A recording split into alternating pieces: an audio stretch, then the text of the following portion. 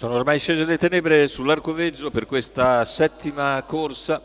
Cavalli di 3 anni sulla distanza del miglio, 1 Fly to Check, 2 Fiona Drey, 3 Fedora Key Call, 4 Fast Day Prav, 5 Fast and Furious, 6 Flash Call, seconda linea, 7 Filo Spritz, 8 Fan Fatalsi, 9 Forever, 10 Fashion Cup.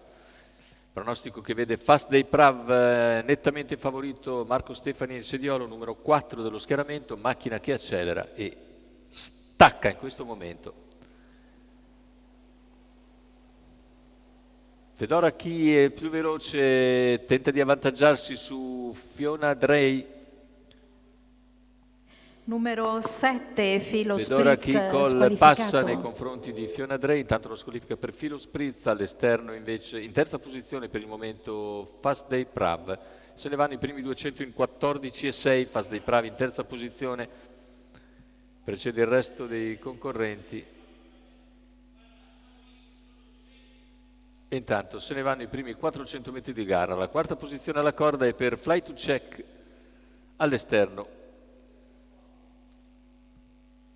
La mossa a questo punto di Fast Day Prav. Fast Day avvicina Fedora Key dopo 600 metri in 45,7. Davanti alle tribune l'attacco deciso di Fast Day Prav che si avvantaggia e sfila in testa in 800 metri esatti. Nuovo leader, 1 minuto per il mezzo miglio iniziale.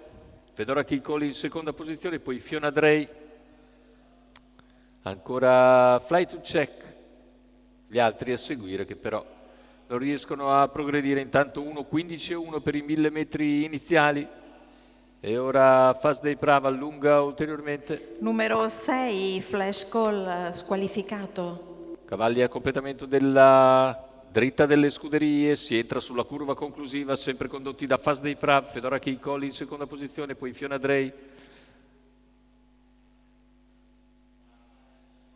Continua in vantaggio Fast Day Prav su Fedora Key Call, ultimi 150 metri di gara, entra in vantaggio Fast Day Prav che nel finale deve guardarsi soltanto da Fedora Key Call e da Fashion Cup. Vince facile Fast Day Prav su Fedora Key Call e Fashion Cup. 1:14,8 il ragguaglio conclusivo, 32 a chiudere, la vittoria per il favorito Fast Day Prav, Marco Stefani in sediolo, Mauro Baroncini al training per il signor Luca Conti.